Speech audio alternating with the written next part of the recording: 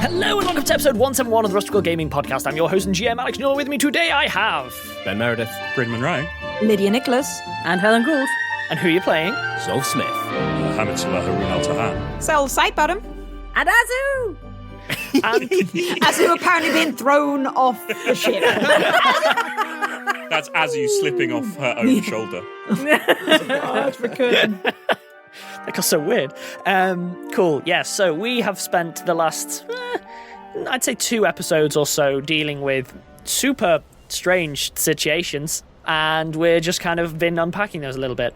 So I am going to do one last scene at the start of this, and then I'm going to warn you all now, I'm probably going to jump time ahead a little bit, but I am going to do a little scene that sees us into that, okay?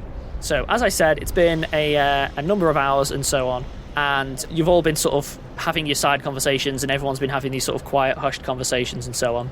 And then all of you at the same time notice that Wilde has quietly begun setting something up in the bow of the ship. You know, where you've been playing darts and things like that. Mm-hmm. If it's an alchemy thing, right, if it's based on the conversation we had about alchemy, then Sel should not need a perception check to immediately know that it is an alchemy thing. It might loosely be considered an alchemy thing. What does it look like from a objective sense? Like, what is he doing? He appears to be... He's brought up a large number of materials from all over the ship. Materials that are going spare, but nonetheless materials. So you're talking like strips of canvas, rope. He found some yard arms that had been from the old ship that just happened to get packed along, stuff like that. And he, at the moment, has just been piling them up at the bow where there's been dartboards and stuff, and he's sort of he's taking a little while about it because he's not the most robust individual, but he's sort of doing it on his own, and he keeps standing with his hands on his hips and kind of considering the left then considering the right. Then he goes down below decks, tries to find another bit. He'll maybe nick a little bit from here. He just seems to be assembling a pile of stuff currently. The reason that I mentioned that it's probably got alchemy stuff is he appears to be accruing just about every bottle he can find on the ship. Wilde? Mm-hmm. What are you doing? Oh, keeping busy, you know. Yeah, great. No, great. Busy with what? Because, I mean, interior decorating, or are you thinking of throwing this all over the side, or, what's going on? The former. Is this some sort of art attack? I don't know what that is. It's when you kind of, like art that just appears in public places. It's usually quite big. Then people sort of stand like a flash mob. I've heard of those. Yeah, flash artists. Yeah. Yes. Yeah, sorry. I just thought that is a very ambiguous turn of phrase. Then I was like, do I make a joke about it? No, that was perfectly in character, which joke. is Wilde. Wilde goes flat-faced, stares Zolf dead in the eye and goes, yes. Right. No, I thought people might need a pick-me-up, so I thought I might, Wait, I can't necessarily... Are you putting on a play?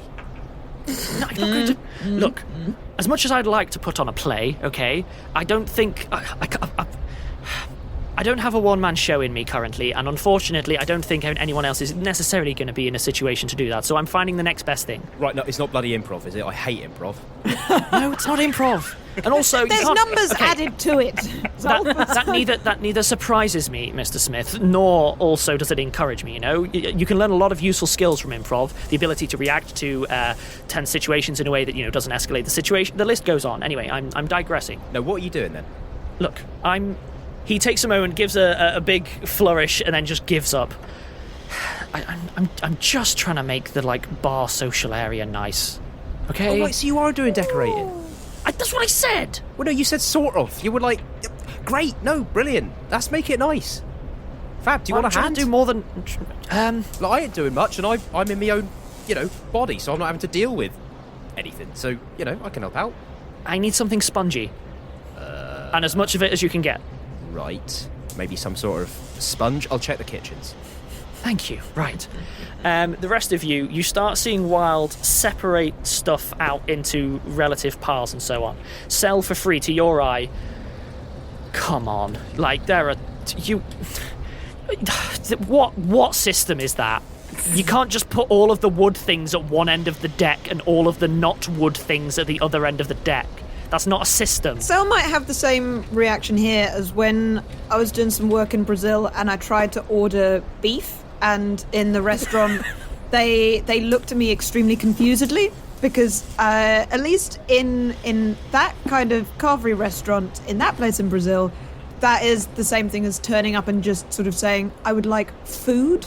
And just, it's like, do you want thigh, stewed, leg, what? These are meaningful phrases, but yeah, so if you say, oh look, they put the metal things in one corner, like, Sel will just be so baffled by what That is absolutely what he has done. He has just made piles of different types of material. Because there must be some kind of coherent order that they just can't work out.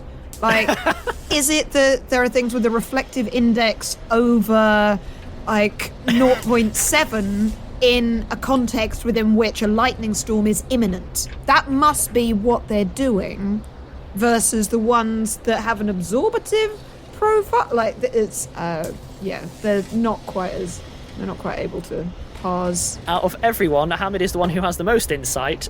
Wilde, I mean, it's obvious to you, all right, I don't know how anyone else could miss it. Wilde's clearly making it into a cabaret bar. He's taking what is a pile of bottles. He's organising things by aesthetic.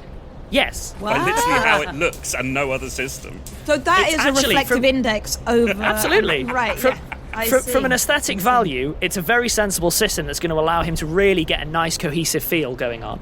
You can sort of see what he's already going for, but I almost did Hamid's normal voice there. Let me recalibrate. Hamid still with Azu on his shoulder. Wilde, do you really think outside in the possibly the windiest position on the boat is the correct space for a bar of this kind? Yeah, Well, absolutely, And the glass, we could smash it really easily. No. So, Wilde's getting weirdly enthusiastic in a way he hasn't for a while. So, okay. So also one quick thing, just as Zolf's like walking along holding some stuff, he goes, it's a ship, not a boat. And then carries on. Like. So I learned this one, actually I learned this one when we were in Prague. I'd never seen it before. Really, really clever. Tell you what, give me a second. He goes away, takes one of the bottles, and he just starts faffing with something. And then he holds up the most jury-rigged thing you've ever seen. What's that? The bottle's upside down and held in like a weird clamp.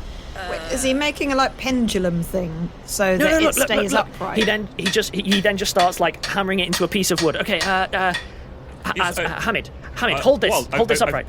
I've been in bars which have these sort of things, but they're not normally outside several hundred feet in the air. Yeah, but Hamid holds what Wilde hands Let me him while finish, saying for this. goodness sake. Right, okay. So now I need something heavy. Right, okay. Long story short, he does the worst job you have ever seen in your life, Cell, and all it is a measure for bottles. You know, you put the bottle in inverted and it can do measures and so on. Yeah. But it uses a counterweight so that no matter what the ship is doing, it's always upright. He's done a very terrible job, but the idea is actually sound. It's just one of those measures on a hinge with a big old weight at the bottom. He's made a gyroscopic. That's a word I Yes. know.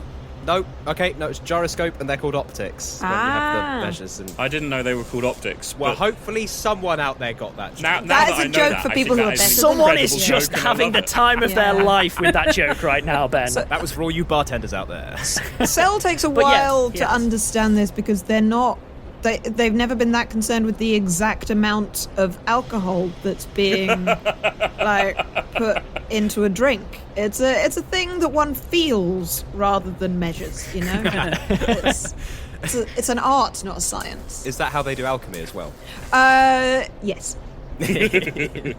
But Wilde, having shown that, he's already kind of just going off and doing it. He is going for a veranda look where he's trying to stretch out materials over the top as a sort of canopy, where the cross breeze gets them to sort of billow artfully and so on from the bow, where because it's the bow, at least 2/3 of it are going to be looking out to the sky. It's all aesthetics, but in fairness, he is doing it where it's like, no, we need proper tables, or at least close enough. Just lounging around isn't going to do. Oscar, this in many ways this is a wonderful idea, and in some times I would love to partake of an aperitif of an evening in just such an environment. But only a week ago we came through a physical storm. Where the boat was being thrown around, hammering rain. That's why I'm hammering things down. I Hamid. think you're overestimating how difficult it is to withstand the kind of weather conditions we might encounter. Yeah, Hamid, go gently lean on it. Okay. A lesson on how to be Azu. What do you choose to go gently lean on? Feel free to insert something into the scene and we'll just know it's there. Probably one of the table. Has he set up any tables yet, or is it still? Yeah, there's a couple of I forget what they're called, like the drums that you use for massive amounts of rope and so on. Sure. That you can basically roll, and then if you put them on their side, suddenly table. Yeah. Okay. Hamid goes and leans on one of them, still in Azu's body. Yeah. It shifts slightly. See, that was just not extremely strong weight. I mean, if we have to fly through another storm, Oscar, it's just. Well, what would you propose, Hamid? Nail everything down. That's what I said. I mean, I really don't think being on deck is the right place for this. Somewhere slightly more protected from the elements. There ain't no space anywhere else. Thank you, Mr. Smith. I mean, There's no space I'm anywhere not else, the Hamid. expert, Zolf. If you think that this is a workable idea, I will leave it to. Well, the problem is, Hamid, there's just no space anywhere else. You heard it from the first mate. There's just no space, Hamid. Just not anywhere. There's just no space anywhere Look, else. quite frankly, he's got an idea, and we have an incredible engineer on board, and some more incredible engineers in the kobolds, because obviously the first person will sell. So I'm sure they can make it work. Can Azu roll sense motive on Wilde? Absolutely. Aw. That's only a 16. A 16? You get the impression he is not necessarily as incompetent at this as he might seem to be. Okay. She's not going to say anything about this. Azu just goes, Sel, would you be willing to help? I have a couple of ideas I really think could be goers.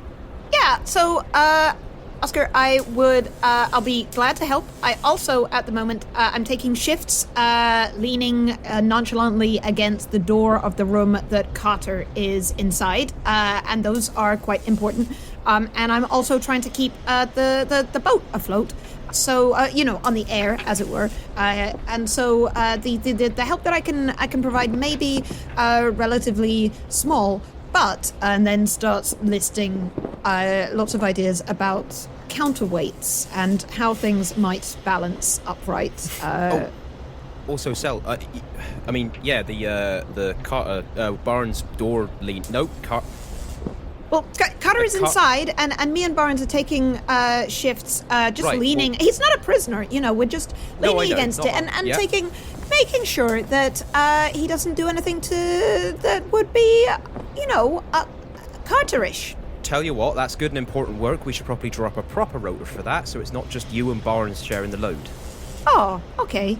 So, almost looks slightly disappointed just because, they've been having really nice chats with Barnes. It's just been chill. I think Zolf catches the look on your face and goes, wait, unless that was like quality Barnes and you time. Like, no, I mean, look, you can have the... Oh, If you want the rotor... Barnes? What? I didn't know Barnes was capable of quality time. What? he seems good. He's nice. I just wanted to talk to him about, the boat. I'm going to build him a boat, and you need to know quite a lot about someone to find out how you make a nice boat for them. Honestly. Oh, I doubt that Barnes would have called it a boat. Are you sure that's what you've been talking about, Sel? Yeah, no, it is actually a boat. He doesn't want a ship, because he's dealt with ships too much, wants a boat. Go on. Wilde's just to fish stepping in. from.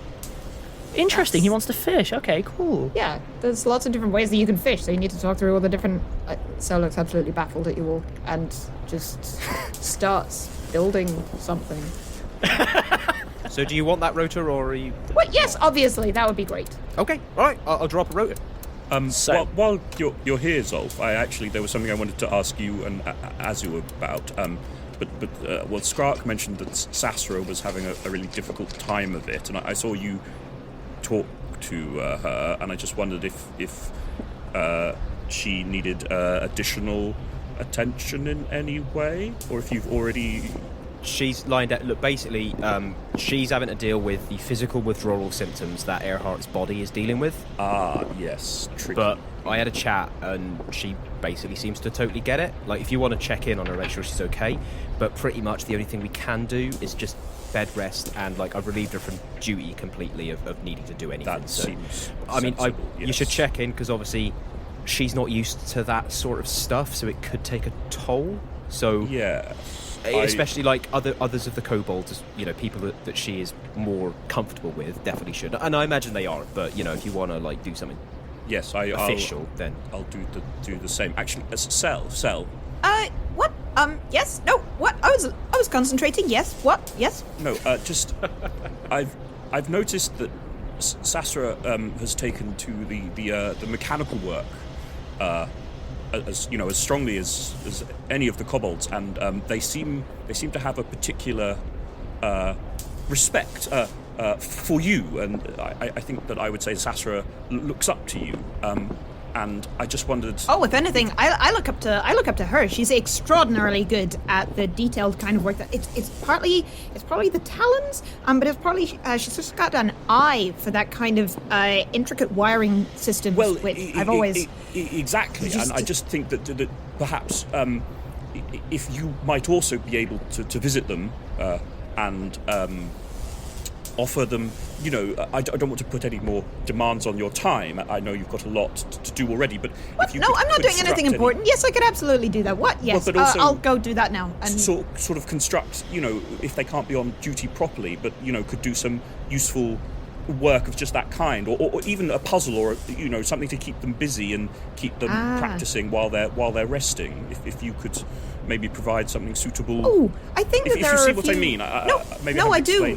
There are a few kobold logic games, I think, that they've mentioned to me, but we haven't really had time to do a few. So it would be quite fun to actually to ask her to develop a couple. Yes, I think she'd really appreciate your company, especially in that way. Do you think she'd like some marbles? Oh yes, they might like some. Smash cut. Azu. The boat is crashing, filled to the ceiling with marbles, just hemorrhaging them like a comet from the sky. Completely. Is this just the inside of Azu's head? Halt fistpump.gif. Right? Can we?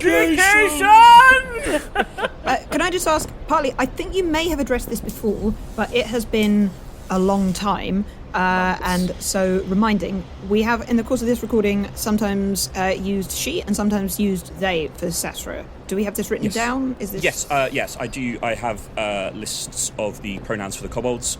Some are they, them exclusively, and some kobolds use a mix of he, they, and some kobolds use a mix of she, they. And Zastre is she, her, or they, them. Okay, cool. But both uses both, and so yeah. Awesome. So, that's fine. Cool. Sel excitedly tells Azu about the exact number of marbles that they will need to... you know what? They're very good at balance things as well. Maybe we can Is it make a marble 200,000? Because otherwise I feel like we're not going to use all of Azu's marbles. Azu will happily share as many marbles as you want. Cool, sorted. So, I am going to say now that unless anyone objectively interferes, Wilde is going to continue with his plans because he thinks they're a great idea. And occasionally, sometimes out of pity, sometimes out of boredom, the odd crew member might do a little tweak here, do a little tweak there. As an example, at some point, Friedrich comes along and starts fiddling with the accordion a little bit. We'll see why later. And yeah, they all just do little... That's assuming because he's going to play with it at some point. That is foreboding. There's not a mystery there.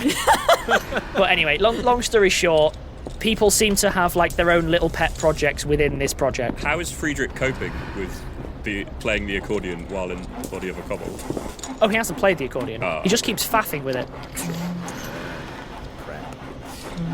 So, unless anyone actively is going to interfere, I'm going to start moving time on a little bit accelerated in terms of montaging. Interfere, This is a novel that you're all along for the ride for. I don't know what you mean, have Lydia. a scene or do something or tell me information about your character. Oh, this character. I am jonesing for an explosion. Okay, it's been so long since anything exploded. Nothing is on fire. No one has attacked in days. Cell absolutely feels it on explode. It's awful.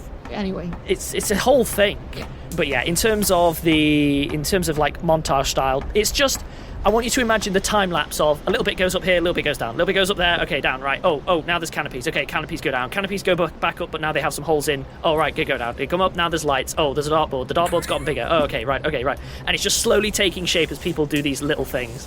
This is how I'm going to track time for the next, I'd say, 48 hours, unless anyone's like, whoa, hang on, something super important needs to happen. What? No, these conversations aren't important at all. What? No. Good. Okay, cool. I'm glad.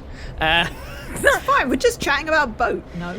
In which case, I am going to accelerate to about 48 hours from that last conversation we had. Can I throw some scenes into a montage that we don't necessarily have to play through, but just because I think Absolutely. This is what I was about to encourage people to do. Is we have our baseline montage, which is a slow time lapse of this thing taking shape in the bow.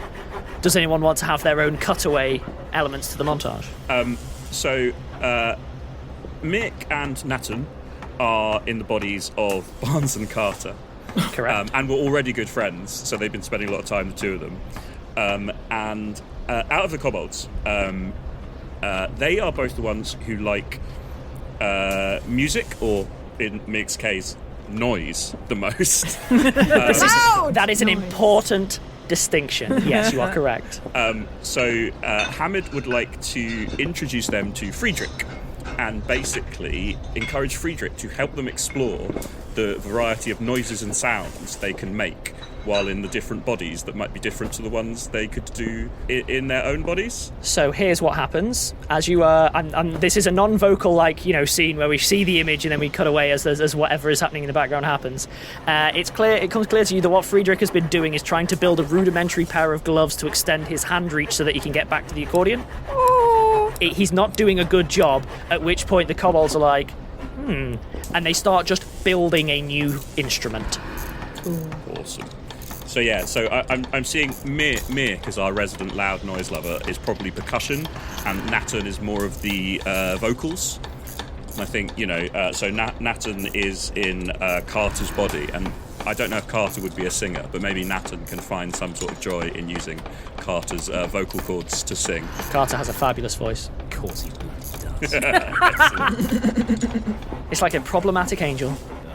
Anyone else? I'm going to let each of you insert a scene into our montage before we wrap it out. I want to come back to Azu and Kiko at some point, Okay. but not right now. Understood. For me, it's nothing serious. Like, Zolf is just still making sure that people are fine, but most people seem to be handling pretty well, and also Zastre has the other kobolds to help them, so I'm pretty comfortable with them being okay with dealing with this kind of stuff. However, Zolf will continue to just check in on Earhart, because I'm not doing the whole thing that it's like, hey, big breakthrough, mass emotional turmoil, Bye. you just deal with that, right? So I will check in with her and not even need to make a big conversation out of it, but just make sure she's okay.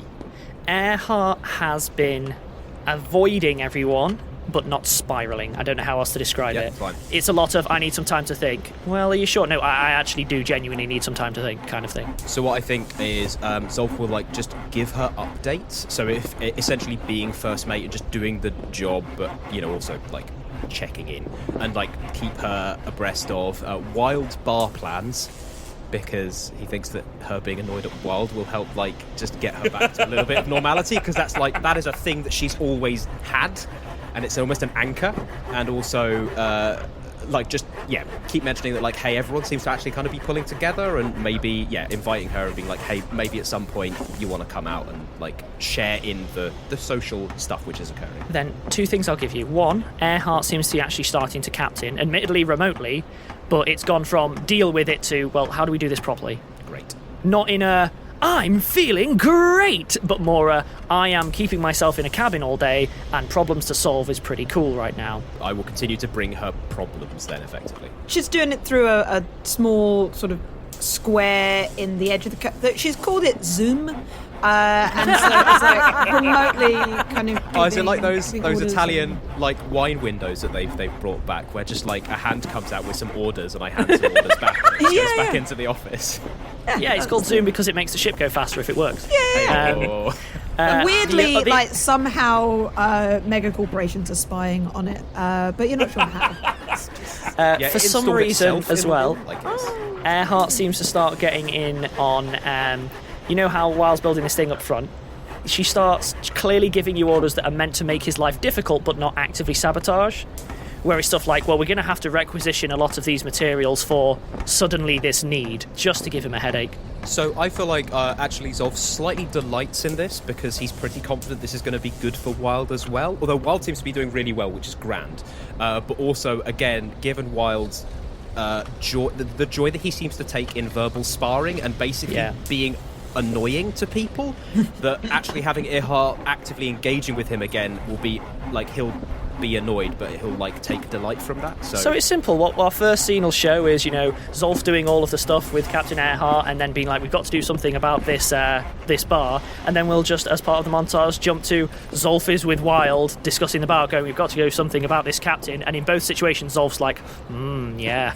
Yeah, for once in his life, Zolf's actually being socially helpful. By helping people annoy each other in a productive, healthy way. That is the kind of thing that a low charisma character can really get into. I got one from Hamid, I got one from Ben. Any other scenes that people are wanting to insert? No, I've literally told you what Sel's ones are, which Understood. Not talking about boat. What? No, it's fine. Anyway, it's just being responsible together and boat. In which case, then, anyone that you want on the boat? That's cool. I think the only thing that Azu will be doing is sort of sticking close to Hamid for now. give me a diplomacy check, Sel. Oh gosh. Well, Lydia for Sel. Okay, so this is what are the contexts within which it gets the massive boost? Because sometimes it's 11 and sometimes it's 4, and I've forgotten exactly. Right. But let's say it's high. Let's say it's cool. We're working on intelligence, in which case it's 26. I'm going to be taking the 4, not the 11 on this one. Okay, it's 19. 19, okay. So good. Barnes lets you know, and I'm not going to RP this scene. There was a young gentleman that Barnes thought he was going to settle down with on this mystical, basically shore cottage. He hasn't really thought it out. It's a combination of like a cottage and its own personal dock. It's not really a thing. It's kind of a blurry. It's comfort, but on a boat, but also with a fire, but also a cottage. Also like a cottage. Yeah, it's got a cat, but also maybe like a dog. It's confusing. There was a young gentleman a while ago that he thought might be the person to fill that role. Unfortunately, he died in service. Aww. He was lost at sea, and by lost at sea, I don't mean that in the maybe he'll come. He was no. It was seen to be lost at sea. He was very much like seen to be dead at sea. Okay, that sounds like an awkward conversation. I'm going to assume that it was not quite. Yeah, I'm not gonna RP it, but it ends up being quite a muted. And I suppose at that point, like Sel would sort of say, like, it's it's strange, isn't it? You have people for a while and then you lose them, but it's I pats him on the shoulder. It is what it is. I too have known loss. Yeah. This is a low charisma character saying, "They're there," but deep, like. They're there. Like, I empathise, but not doing the. This is the thing I understand exactly what you mean. Where Sel doesn't run on, Yeah. That's the. Yeah. In which case, then, I am going to jump to. Wilde insists on everyone and encourages people to basically get a bit involved as a ribbon-cutting ceremony for the front of the ship. Aww. And he says he realises it's a bit awkward, so he encourages people to... I think he picks something like the theme is fancy dress with the sub-theme of whatever the heck you want, who cares, let's just have some fun. He basically just encourages people to dress silly if they want. Sel is having Carter in a headlock. It's like, oh look, you get to be involved. I'm going to leave to people's imaginations how people choose to execute upon that. But Earhart does come out and steps out onto the deck extremely somberly and very carefully in a modified in a modified airship captain's Dalia that actually, seems to fit. She's clearly made a couple of adjustments on the sly with a full-sized stuffed flamingo in place of the customary feather. Incredible! She has not acknowledged it in any way and is extremely dour. Hamid would like to borrow the magic sleeves back from his own body. Yes. He's going to consult with Azu to make sure she is happy with his choice, but he is going to come, if Azu is on board, in a super fancy ball gown. Yes! What Azu would love this. I mean, she I never gets to wear. pink, I mean, but I think Azu has slightly mixed feelings because on the one hand she's like, yes, put me in a massive dress. But on the other hand she's like, she's not wearing the massive dress.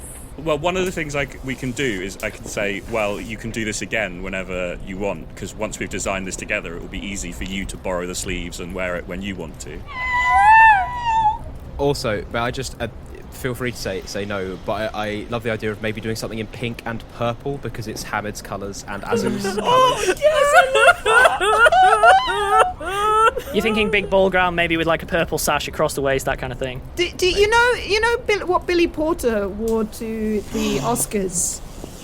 I'm really sorry. I've dived this story well beyond the realms of anything I actually know anything about. So that was like ball gown from below like the waist, but like a suit, a like okay, white tie kind of suit at the top. So you can. Oh hell yeah! Yeah, that's the kind of. There you go. Yeah. So Okay, yeah, I love it. Okay, so we're going for Billy Porter Oscar outfit, but in pink and purple. If Azu and Hamid can come to that agreement, that feels right to me. Absolutely. I love it. Beautiful. Wilde has used some of the leftover materials to come dressed as the ship. He's done a fairly good job. The costume is bulky and not necessarily very well made, but it's a really sterling effort. And he did all that without prestidigitation. You know, Yeah. that's respect. Respect. Right, well...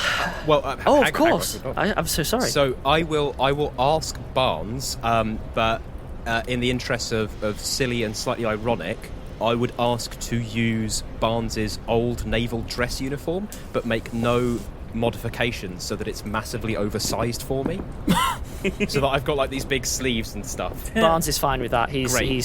He's completely fine with that. So I will turn up in a massively oversized like naval. What was he? A captain? No, he was higher than that. wasn't Commander. He was a commander. Yeah. So I've got the big At his bloody peak, hat. he was a commander. Yeah, I've got that. You've got a hat and you've as well. got epaulets and all kinds of stuff Yeah, going yeah, on. great. So that's why I come in. Is Sel choosing to take part? Yeah. Cell will be. What's a good animal? I've forgotten all animals. Out of all of the animals in the world, you have to make a choice. Oh, I know. A penguin. An emperor penguin. Because they're in a black tie suit, you know? Love it. So, gonna do that. But they can do that a couple of times, of course, in a day. So they do arrange with Barnes to have an eye on Carter and take it in shifts. So Yeah, that's fine. When it, in between, they are wearing. Carter seems to have been far more chill once he realised there was a party on the cards. That's fair enough. That him being chill means he's planning something. We should just dress Carter as like a kettlebell, so we can just place him on a table, and then he can't go anywhere. But he's not a prisoner. He hasn't done anything wrong so far. no, he's in we're just fancy keeping an dress, eye. We're you just know. keeping an eye. Yeah. And that leaves Helen. What are we thinking? Are we going for it? Right. So Azu is in Mirk's body. So Azu is going to, and Mirk is in Barnes's body. Okay, Yep. all right. Well, Azu is going to go and find them, and Azu is going to prepare. So Azu still has her bag of holding, and Azu is going to produce 2 horns, like as in like Horn of Gondor type horns. Ah. Sure. Oh. Because those were among the things that I splurged on. You did explicitly say you bought a massive pair of horns. And Azu is going to ask Merc if it would be okay if she like put these massive horns on Merc's already like. Merc's eyes light up, and unfortunately, Merc's English isn't quite so good as say Zastre's is. So all you get is basically a. Oh, yeah. However, Merc then insists on basically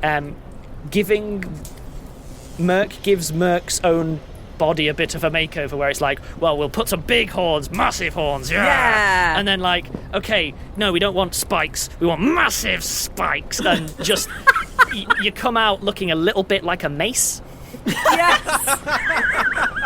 Do you know what? Are there any like jangly, clangy bits? Because remember, he does love loud noises. Of course. Yes. Yeah. But what I would say is you turn quite a lot of eyes of the kobolds who are in various places of the ship and various people's bodies like a, nice. Very spiky. Very The height good. of kobold fashion.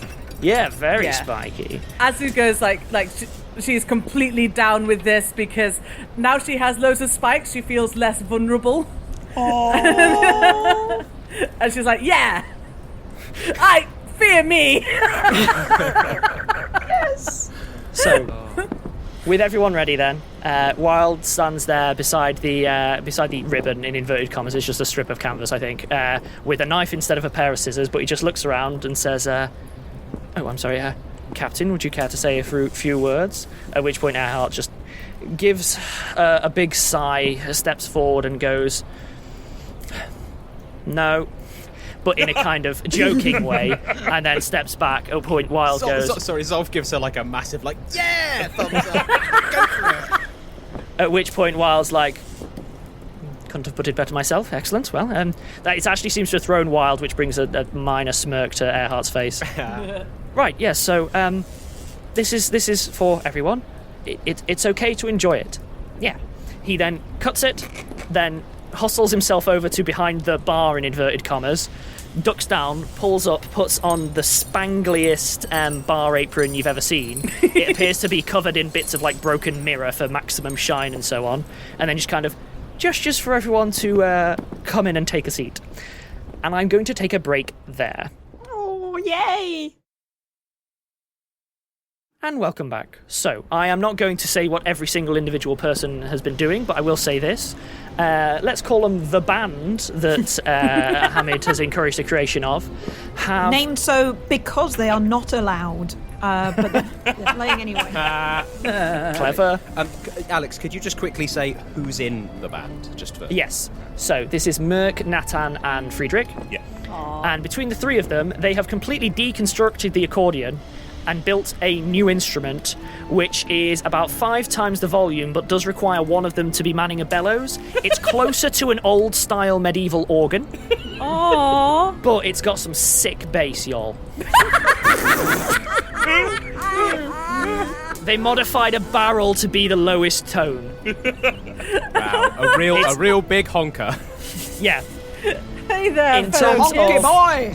In terms of Merkin percussion, you were correct. So we now have a massive, basically, organ that can be piped and pumped and so on, alongside what basically we would recognise as a drum kit.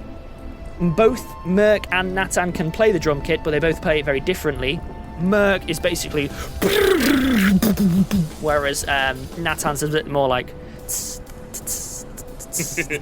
Natan's they have very different styles. Yeah, they have very different styles. Wilde keeps thrash metal. Yeah, Wilde keeps gently from his bar encouraging Natan to play the drums rather than Merc to keep the ambiance, but he's not necessarily winning the whole time. In terms of other stuff that's been going on, I'm going to go ahead and say that people managed to get the counterweighted bottles working quite well. Turns out Wilde was born to tend bar. Every single person has a drink in their hand, and it turns out that he might have a flair for alchemy in a different way. And he seems to have taken that to heart, to make of that what you will. Everyone else seems to be engaging in various ways. Sigif, Kiko, and a couple of the others at various points start a card game going in the corner. It basically seems to be going the way it should, which is it's quite a chill time. It's neither a rave, but also it's just quite nice, and people will tag out to say take shifts at the wheel and things like that, but it's quite a chill little lounge vibe they've got going on. In terms of that, I'm going to let people pursue what they want within here. I am not going to be generating any further scenes. I'm following your lead now. Okay. In which case, Azu is going to clank over to Kiko. That's another thing that's reassuring. She clanks again. Yes, she does. It's true. Okay, so Kiko, who is in Friedrich's body, yep. Yep. Azu sort of looks up at her and she's like, hello. Oh, Azu, yes, hi. How are you doing? Kiko looks super awkward by virtue of Friedrich's enormous arms with someone who doesn't know, just in general, where to put their arms. So you know when it's like, do I put them in my pocket? Do I put them behind my hands or whatever? Like, I don't know. But because they're just so oversized, it's very obvious that Kiko's a little bit awkward in a way that Kiko, in her normal body, absolutely was not. Mm-hmm. She looks, to your eye, like without a roll, a lot more vulnerable than she was when the two of you were first sort of getting to know one another. Okay. Would you like to join us? Yeah, I want it, but can you come over here for a minute? Oh yeah, of course. Kiko stands knocking the table a bit, and everyone's like, oh, and she's like, oh, Shut up. Yeah, okay. Kiko comes over with you to a quiet corner of the... I keep wanting to call it 10 forward, and I can't. I don't know what that means, but okay. It was the bar Star on Trek Starship references. Enterprise run by Whoopi Goldberg. We'll call it the bar bar. The bow bar, even. Why not? Until someone gives it a proper name. But yeah, We're still working on that. Kiko, We're still working on the name. Okay. Kiko heads over and is just sort of stood awkwardly with you. Okay. Close, but doesn't really know what to do with herself, very obviously. Yeah, Azu is also standing awkwardly, and another familiar thing. So Azu says, I wanted to say sorry for not, coming and checking in. No, I'm sorry. I'm sorry that I should have. No, it's a lot. Well, we both. It's really weird, isn't it? Like, I keep worrying that I'm gonna hurt someone. Oh, Because I'm just. I tell you what. I mean, Friedrich doesn't seem the type. He's really. You know what I mean? He's a bit of a wet blanket, but he's strong. I'll give him that. Don't think he knows what to do with it, but yeah, I'm just worried that I'm gonna. Yeah. So she's still stood there, and she is super awkward and picking at her own hands and so on, where it's clear she really doesn't trust herself in this situation. It's obvious to anyone, and she's just there kind of keeping her arms very much tight to herself because, obvious reasons. I didn't mean anything to stay away. I'm sorry. No, well, me neither. I mean, it's a lot to get used to, but I wanted you to know that I've been, thinking about you, but also, we can't really, because we're in different, and it would be weird if... No, I get it. But, and Azu reaches up with her tiny hands, and, puts her tiny hands on Kiko's massive hand. And Kiko she just says, kind of... Yeah, just encourages it without, crunch grabbing or anything. Kiko successfully does not crush Azu, thank you. Basically. Azu says, well, I've been very big for a long time, and, usually, as long as you don't mean to, you won't hurt anyone, and you'll get used to it, and you're not the kind of person who would, so... Yeah. You'll be okay. That's true. Well, but yes, I wanted to say sorry and that it's not that I've been avoiding you. It's just been weird. Kiko takes a moment and then sits, and in so doing ends up at eye level. Yay! Yeah. I like your horns. Oh yeah, I'm really spiky. Makes me feel better. I kind of want to roll you at Carter. Yeah, go on. I'm going to use this opportunity to sort of pull away from that a little bit. Yes. Just in the background. I was going to say, yeah, no matter what scene's happening, Azu in the spike ball is just rolling gently over a fleeing Carter. And then off frame, we just hear a... Anyone else have anything they want to pursue at this moment? I'll probably grab Zolf and Cell at some point for a chat. Mm-hmm. Then now would be a good time. Guys, I've just been thinking, since this happened, we've sort of been dealing with the immediate consequences, and, well, it feels like we've, put out the fire, as it were, as in nothing, we know everyone can survive in this state, and we know we can keep flying the ship, but we haven't really made any progress to reversing it. And, well, we talked, when it first happened, Cell, we talked about, the similar magical effects that we'd both heard about, but I think we decided that because it was affecting so many people at once, we didn't really have the skills or the expertise or the means to just undo it in any reasonable way. Can I just look from my point of view, right? What I'd like to do is find the nearest bloody Aurora Borealis we can and drive straight into it. However, I haven't been affected by this, and it could do something completely different. So this is not a decision that... It's a decision that I will facilitate as first mate, but it's not a decision that I can make, because it's more important that this decision is made, or at least informed heavily, by those of you who have been affected by it, right? I think, yes, so that's not too different from my own thinkings of. Like, we don't have the magical means available to us, but the wild magic is there and is a potentially very powerful source, but I think just flying into it and crossing our fingers might not do what we want. And I remember, Sel, we talked about the design of the cage and about how to make it safe, and you were explaining how the rod on top... They flow. It channels. Down. Yes. Yeah, well, it channels, and I wondered, is there any way to sort of reverse the polarity of that flow? Of the trance, not the old ones. You would want the new. If we went through another Aurora Borealis, they would be neutrons. Yes. We would make sure the flow was flowing in the other direction. I think it would. Sorry, just quickly, what is that in, like, people language? Oh, we're going to reverse the polarity of the neutron flow. That's... I'll tell you what, enough. Can I get a knowledge arcana from both Hamid and Sel? I mean, shall I also make one? Because I think I have it. You have knowledge arcana. I didn't realise you had knowledge arcana. I should also give Hamid the chance to say the phrase as well, I have to say. Yeah.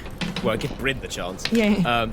Yeah, I have one rank in it, so I get to roll. Yeah, you can roll. Oh, no, that's a 10, so nah, probably not. Natural 20, so total of 36. Booyah. Mine's 23. The dice know. So if I aid on so top... here's the thing. So, Sel, yeah, that scans. Hamid, it's a 1 in a million chance. but it just might work. We have to be really careful about the speed with which we go into the... Yes, I think fundamentally we accelerate. It is, in some senses a roll of the dice. The wild magic is always going to have some potential unexpected effects, but if we try and replicate the conditions as far as possible, but while also having the flow of magic through the ship in the opposite direction, I think it at least increases our chances as much as possible to have the wild magic reverse its previous effect.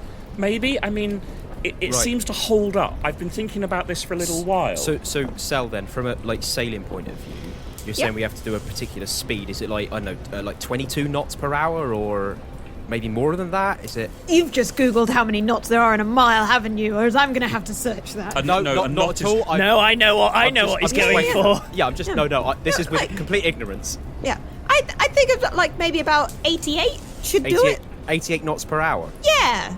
Right. Okay. That's pretty fast. But well, I I'm capable of it. I mean, I guess we'll have to push the elementals. We might, like, some of the lightning might leak out behind the ship while we do it. But I think we can just that would about be get there. terrible if there were. Okay, so flashes of lightning everywhere while we zoom accelerate forward the ship, hit the Borealis head on after we've reversed the polarity of the flow of the neutrons. Yeah. At 88 knots per hour. Yeah, and I'll let you cross our fingers and pray to whatever gods we are closest by, I guess. All right. Well, I'll stay outside. I can crank the power, get us up to speed, smash us straight into the Aurora Borealis, and then I'm like you two. Well, obviously, Hamid, you'll have to be down there, but Sel, I assume you're going to be manning the, I don't know, room mechanism stuff. I'm assuming there's going to be buttons and levers and dials and stuff, but that's your kind of deal. Yeah, I actually, wow. Thank you. I know I have to. I'm so sorry that this happened when you trusted the cage that I built. Wait, no, Sel, stop right there.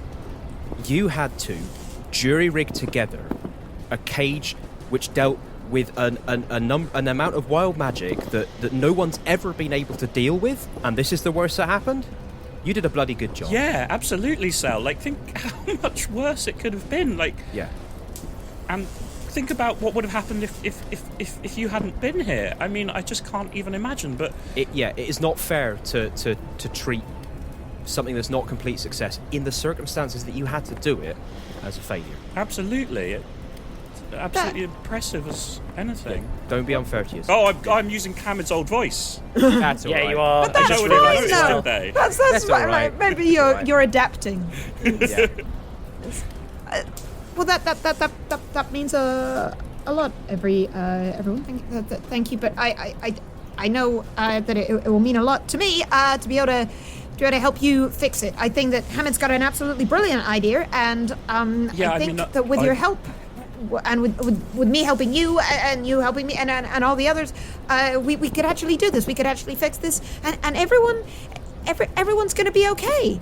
I only worked out, the theory side of it, so I needed to get your input and on the practicality, and there's still a few calculations to do, but it feels like we might be able to present this plan, because I think, Zolf, you're right, that we need people to agree, because there is still risk involved, but we might be able to present this plan to everyone tomorrow at some point, once we've gone over the final calculations. All right, if you think so? At this point, Wilde steps over with a set of drinks for everyone. Wilde knows what your favourite drinks are. What are they? Oh, goodness. Alex, you Cells can't is mind complicated, okay? Let's leave it at that. It's complicated. It's fine. Hamid claims his favourite drink is a very expensive posh red wine. His actual favourite drink is a pina colada. That's fine. Wilde somehow Wilde managed to get your order wrong and ended up making you a pina colada. He doesn't know how it happened. Hamid drinks it on sufferance. I think Zolf's is a literal yard of ale. Nice. That's fine. Wilde comes over with all three and settles down. Puts the tray, settles back down, puts his feet up for a bit and gone. Looks like inspiration might have struck. Yeah, good party, by the way, Wilde. Good job. Yeah, well Wilde just done, stands Esther. and stretches a bit and goes, there are very, very few problems that can't be solved with a good party. For once, I might believe you. Grand. Facts. I'll get working on those Tron valves. Well, I'm we gonna go. Well, can do it in the morning, Cell. It's okay to have some fun as well. There's no Borealis on the horizon. And Cell I'm looks genuinely baffled. What could be more fun than creating a non-reversible Tron valve to control the flow of not just old but new Trons? It's very confusing. But okay, if you insist. Sure. I'm going to slow the ship down just a smidge. Give us some more time. All right. But we need to be prepared, and then we can, get going. And I think on that, I'm going to wrap up the episode there, because apparently we're going to go at, I'll just say it again, 88 knots per hour. Let's not examine that at all. Look, we are swap being powered by three elementals. To swap the old Trons for the new Trons. Okay. It only reverse works the because we're in a polarity. polar region. Oh, well, obviously we've got to neutron. reverse the polarity. We're in a polar region. You have to. Helen looks as disapproving as I am, and I've never felt closer to I've you. just very quickly looked up what 88 knots is in miles per hour. And Is it 101.2. We could. So it's like, actually a pretty brain- reasonable. Yeah. It's pretty reasonable, but quite fast. Yeah. Well, it's more complicated than that because knots are nautical miles, and the I don't believe that Helen, you and me are vibing so hard right anything now. that's flying would normally measure its speed in knots, but knots are related to the diameter of the Earth, and since we're up in the air, not a single nautical mile all right, would look, actually be Bryn. further. All right, look, Bryn, Right, and I think we're look, going I've to end the Googled episode it. there. Yeah, I have Googled it, to. I and have that's to what it says, save. right? I have to save both myself and Helen from this purgatory. You're all such nerds. We'll just figure out all of the nerd fictional physics and maths, and then we'll come back with a flawless episode that no one will have known how much effort went into it. Apparently, We need to go back to the start of the episode, Marty. God. Bye, everyone. Bye.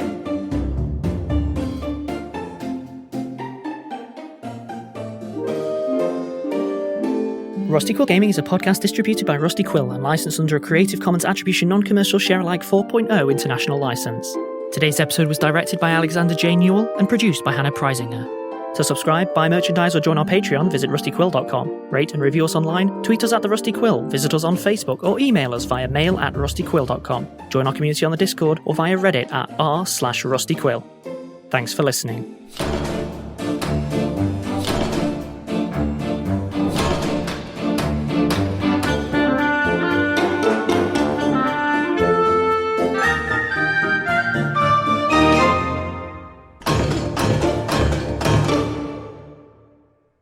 Hi everyone, Alex here. I'd just like to take a moment to thank some of our patrons.